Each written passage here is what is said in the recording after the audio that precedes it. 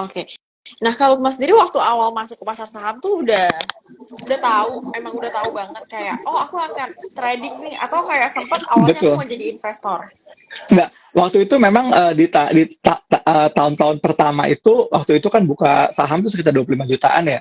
Nah, itu memang tujuannya adalah untuk trading. Cuman kesalahannya adalah saya memutuskan untuk trading tapi tidak dibekali dengan tools yang memang waktu itu sudah available. Kan nggak ada yang Hmm, available. Dalam arti iya. online trading nggak ada. Ini akhirnya saya justru banyak rugi di awal. Hmm, Nah, dari situ akhirnya baru belajar lah ya tentang analisis fundamental dan lain-lain. Karena jujur ngomong tahun 2000-an awal itu memang tidak ada mentor, tidak iya, ada sekolah, tidak ada iya. kursus tentang investasi Pasar saham gitu. saham. Makanya bersyukur banget yang di generasi sekarang ini dengan begitu banyaknya sosial media, dengan begitu banyaknya keterbukaan data yang tersedia secara real time gitu ya, itu membuat harusnya knowledge dan literasinya juga jadi lebih gede ketimbang generasi yang di zaman saya gitu ya. Oke, oke, oke. Nah, kalau tadi kalau Lukman udah sempat ngebahas uangnya itu dari awal aja udah salah nih penempatannya, positioningnya. Boleh dong karena sesuai tema kita malam hari ini yang kan money management. Nanti setelah ini Kak Lukman boleh tolong ngejelasin ya Kak money managementnya itu harus seperti apa. Tapi aku mau friendly reminder untuk teman-teman yang punya pertanyaan, boleh taruh pertanyaannya di kolom Q&A. Nanti akan aku bacakan dari yang likes-nya terbanyak. Kalau misalnya likes-nya tidak ada yang terbanyak, akan aku bacakan dari yang pertanyaannya paling cepat tadi, paling bawah gitu ya. Oke, boleh silahkan dijawab Kak Lukman. Oke, okay. Bagaimana untuk risk manajemennya untuk trading dan berapa investasi berapa gitu. Nah, ini gini, uh, Oh, oke. Mau langsung udah ada. jawab ini ya? Oke. Gimana? Maksud jawab atau gimana? Enggak, tadi aku kira kalau kan mau jelasin dulu nih money Oke, managementnya tuh harusnya oke, gimana. boleh, boleh, Oke. boleh.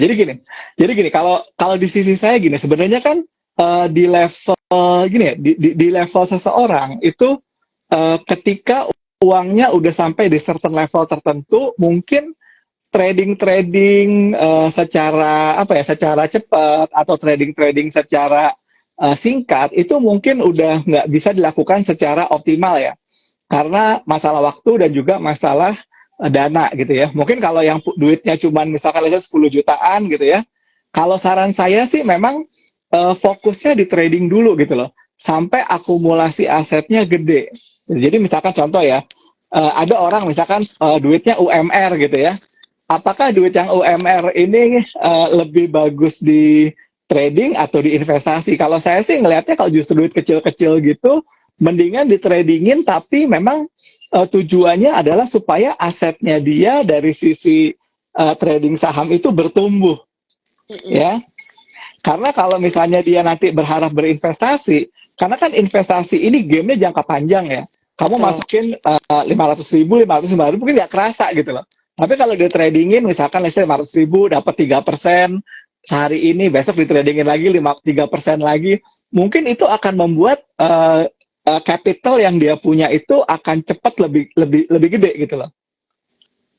Ketimbang misalnya dimasukin saham 500 ribu hari ini, kemudian 500 ribu lagi bulan depan lagi gitu, itu nggak akan membuat dia feel satisfied gitu. Mm-mm. Tetapi kalau misalkan asetnya udah lumayan gede gitu, misalkan let's say dia punya aset misalkan 1 miliar lah yang bisa diinvestasikan atau diputerin gitu ya di saham, mungkin dia udah berpikir misalkan oke lah 20% gue akan tradingkan, tetapi jumlah itu akan tetap gitu loh. Jadi misalkan 200 juta, udahlah gue trading 200 juta. Jadi kalau misalkan let's say saya bisa meresikokan untuk kehilangan aset saya 10%, duit saya hilangnya cuma 20 juta gitu loh. Mm-mm. Sedangkan Iya. selebihnya itu misalkan diinvestasikan gitu, apakah ke saham ataukah ke reksadana atau ke yang lain-lain. Nah, banyak orang yang istilahnya kalau di sosial media itu gue akan all in di satu saham dengan semua aset gue gitu, karena itu kan juga teori Mm. diversifikasinya juga Nggak nggak clear gitu. dipakai. Bahkan betul, bahkan kalau saya gitu misalkan let's say punya duit ya, ada 10 juta buat trading ya. Saya akan coba oke lah, 2 saham atau 3 saham, tapi rutin gitu loh. Jadi dalam arti kayak contoh misalkan hari ini 3-4 hari yang lalu saya beli saham ESA gitu ya. Kemudian di 580. Kemudian hari ini saya jual 615. Udah selesai satu siklus. Besok saya cari saham lagi apalagi gitu kan, trading lagi.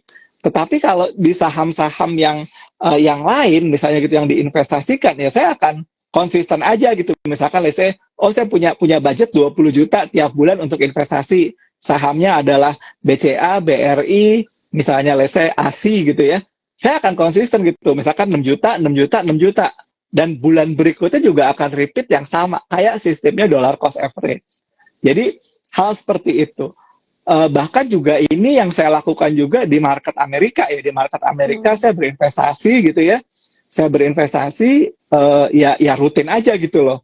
Bahkan dividen yang saya dapetin setiap 3 bulan sekali dari masing-masing emiten gitu ya, itu saya reinvestasikan lagi ke saham yang sama.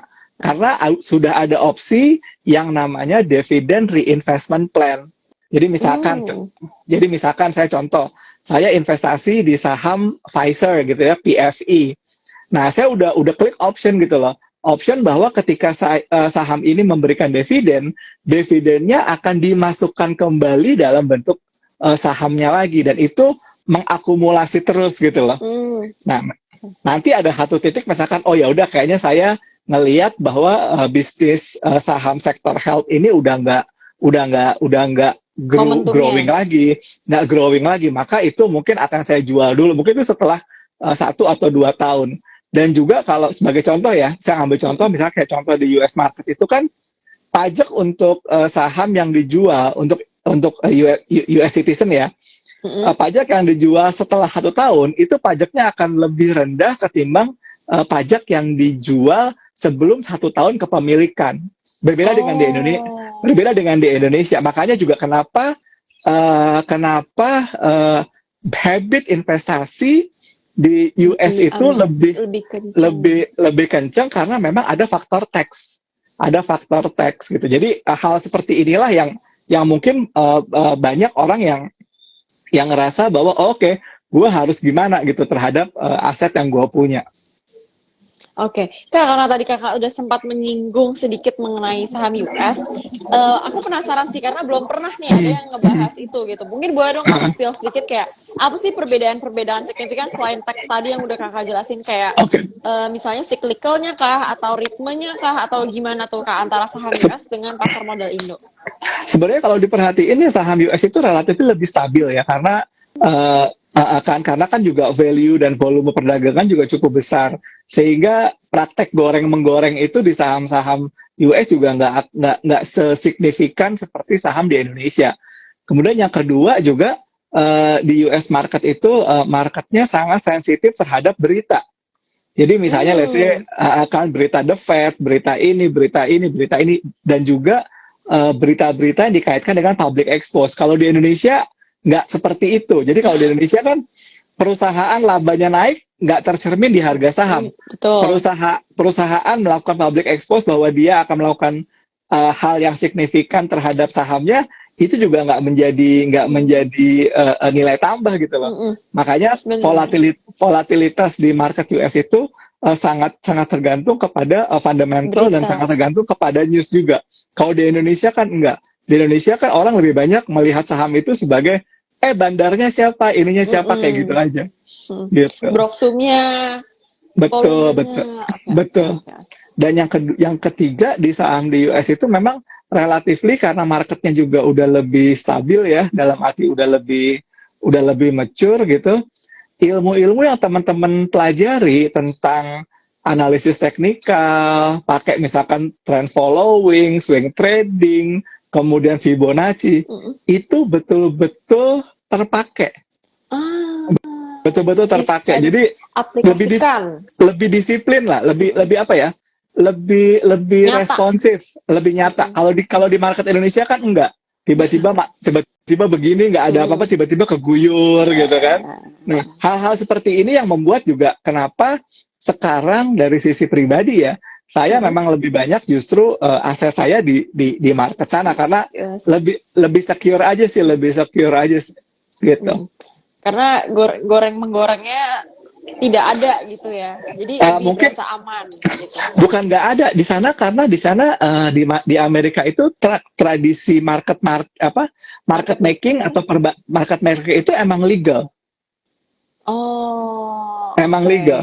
Bahkan di beberapa pasar itu even kita tidak membeli ke kalau di kita kan sistemnya continuous auction ya. Orang bikin antrian, kita bikin antrian seperti itu kan.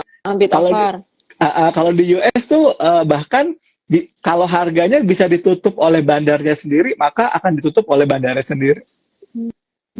Oke sih. Ini ya ilmu baru ya teman-teman, sedikit ilmu-ilmu tipis gitu yang menarik ya yang bisa kita sharing malam hari ini.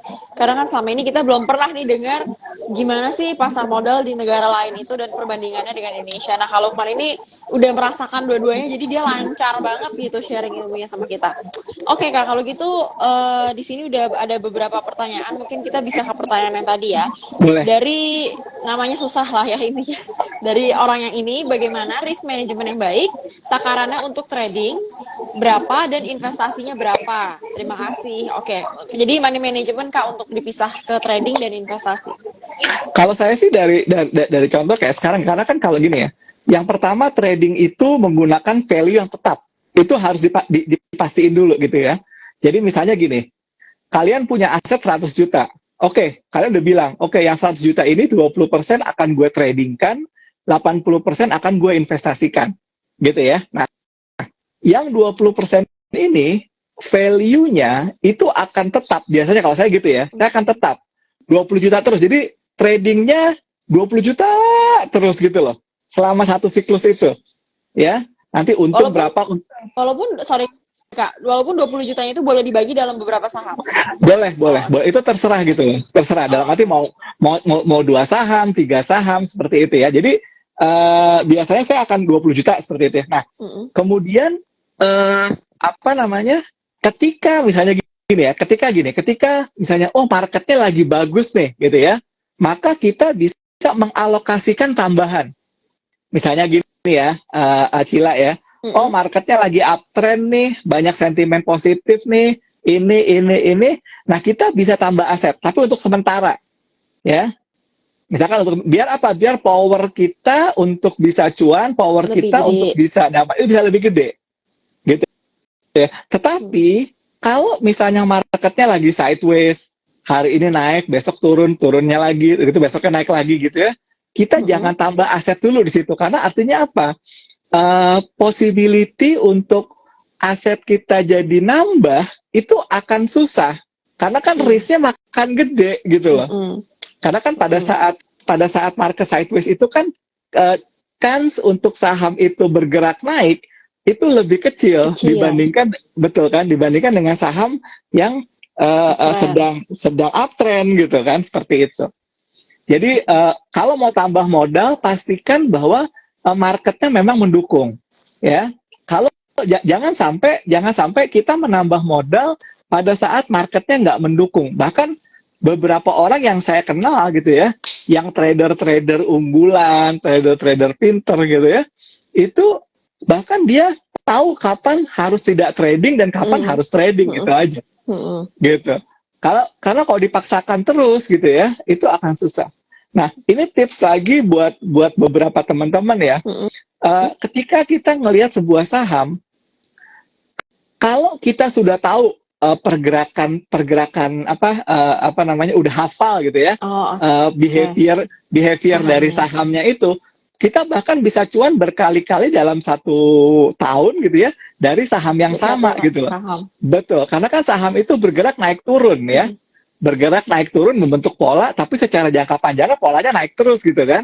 Nah, kadang-kadang kita nggak usah perlu bikin universe saham yang terlalu melebar gitu kan, ada 850 saham di IHSG gitu ya. Nah, kita lock aja misalkan, saya hanya akan cari saham-saham JII 70 atau IDX 80, dan ketika saham itu ada sinyal beli, saya beli, ketika saham itu ada sinyal jual, saya jual gitu aja. Seperti itu aja gitu. Oke. Nah, itu yang harus dipastiin sih. Jadi kalau misalkan teman-teman ya, kalau saya bilang sih ya mungkin saya nggak tahu seberapa besar aset yang teman-teman punya atau disposable yang teman-teman bisa lakukan untuk dimasukkan ke investasi saham. Tapi idealis sih kalau menurut saya sih 20-80 itu udah lebih dari cukup lah. Karena kenapa? 20% dari saham 20% dari dana kita itu biasanya akan memakan waktu lebih banyak untuk kita analisa, buka running trade, buka ini gitu loh. Ya. Kalau yang 80 itu justru ya udah saya konsisten aja 80% lamsam misalnya gitu ya. Saya masukin BCA, BRI, Astra di awal tahun tuh saya lihat aja selama 2 bulan 3 bulannya perkembangannya kayak gimana. Jadi nggak perlu tiap hari diikutin Dipantengin. pergerakannya. Betul.